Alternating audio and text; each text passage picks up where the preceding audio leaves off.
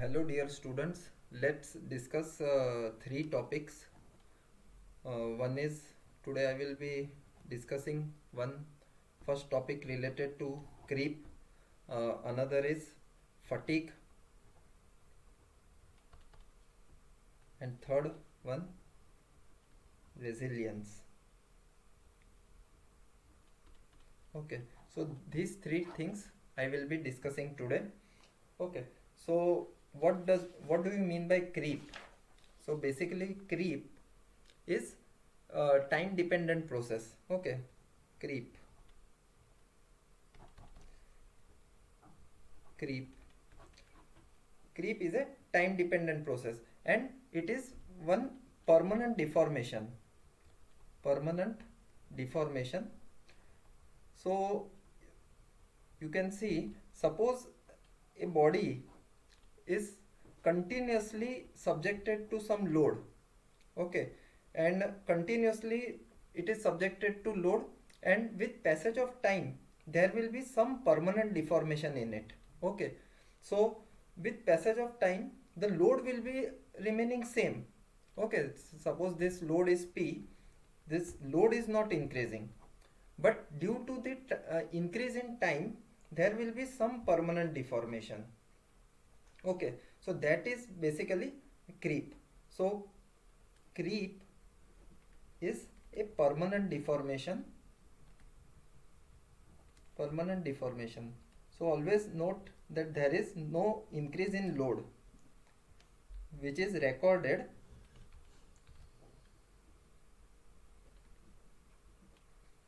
with passage of time. So this time is not a short duration, it is a long duration. So with passage of time at constant loading. So these are some of the conditions that the loading should not be increased, it should be constant, but just the time is increased, so it is permanent deformation. So basically permanent means it is non-recoverable.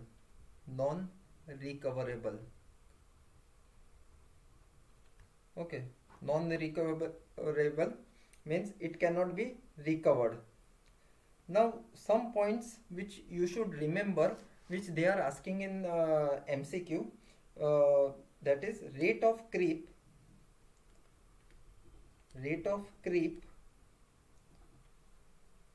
decreases with time. Okay, remember this thing, that rate of creep initially it is more, then rate of creep decreases with passage of time. Okay, so basically as I told you that it is first, it is time dependent. See, it is a time dependent process. Second one, it is progressive in nature. Okay, creep is progressive deformation. Of course the rate of creep will decrease with time, but it is a progressive deformation at constant load.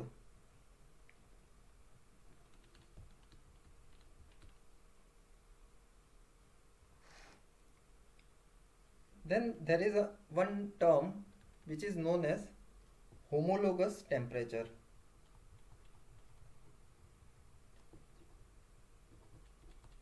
Homologous temperature.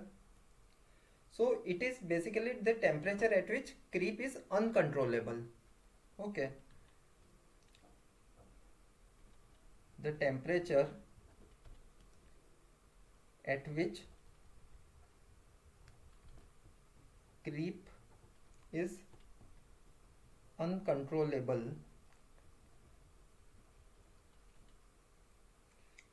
So that is known as homologous temperature. So related to temperature also, you may keep one thing in your mind, that creep increases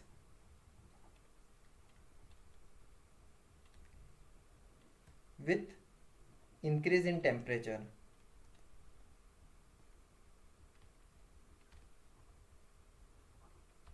Okay, So creep is directly proportional to temperature. Basically, creep, as you increase temperature, the creep will increase. And another important point you should keep in your mind is ductile metals. Ductile metals show more creep. See, this is obvious. Ductile metals show more creep than brittle materials.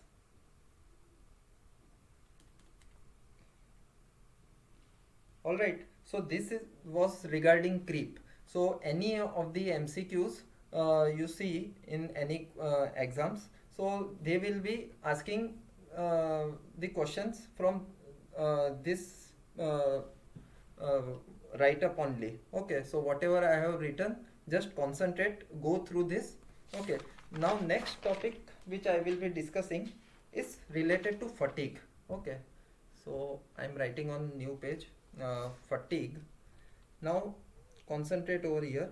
See, fatigue, basically what happens whenever you are whenever you are placing one material, and that material is subjected to reversal of stresses. Okay, reversal of stresses. So what is the meaning of reversal of stresses? First I am applying tension, then I am applying compression, then tension, then compression. Okay, so these are reversal of stresses. So first I am pulling, then I am applying compression, pushing. Okay, so when such reversal of stresses are taking place, and there we can say it is cyclic. Okay, tension compression, like this, then the material will be subjected to some development of strain energy, and ultimately we can term it as fatigue. Okay, so remember this thing, due to cyclic or reverse cyclic loading,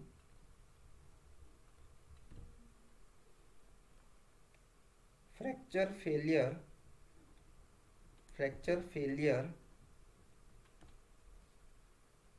may occur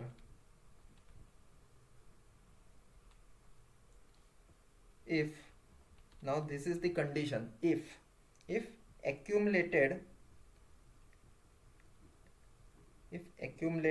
strain energy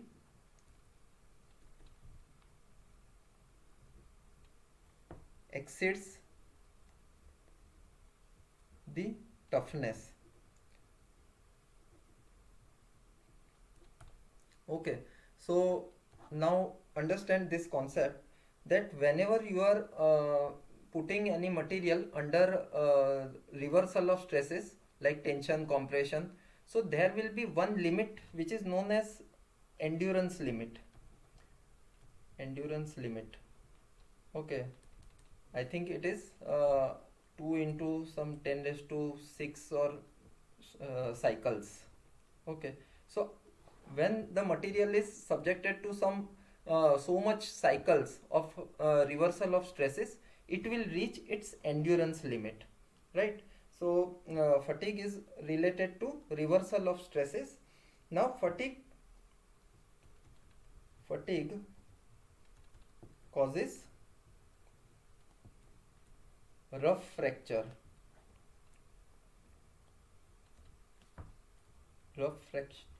surface even in ductile metals or material.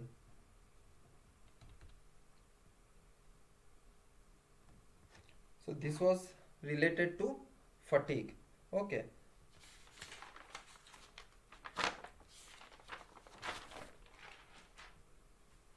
now I will discuss regarding resilience. Okay, so resilience Now what do you mean by resilience? Resilience is basically total elastic strain energy. It is the total elastic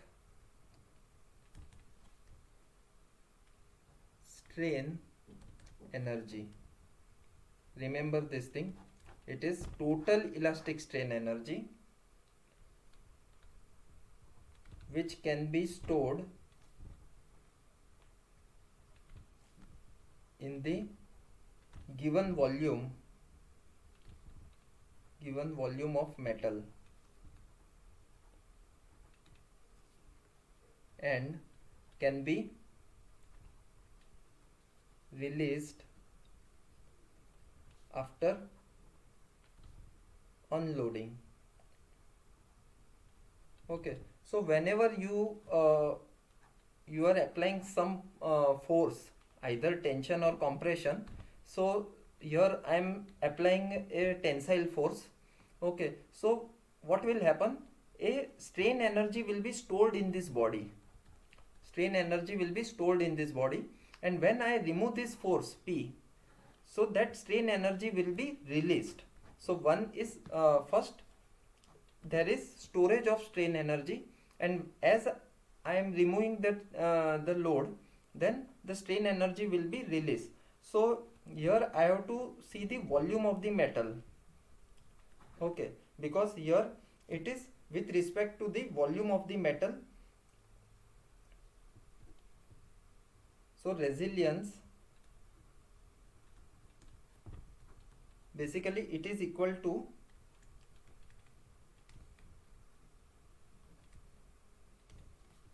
area under load deflection curve. We have seen stress strain graph. Okay, and that too within elastic limit. Okay, so here we are concerned with load deflection curve.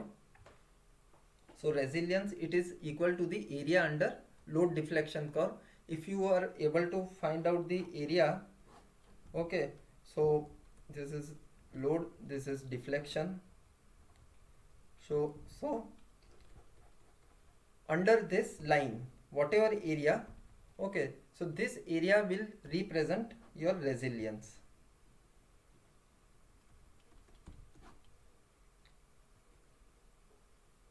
Okay, so thank you very much.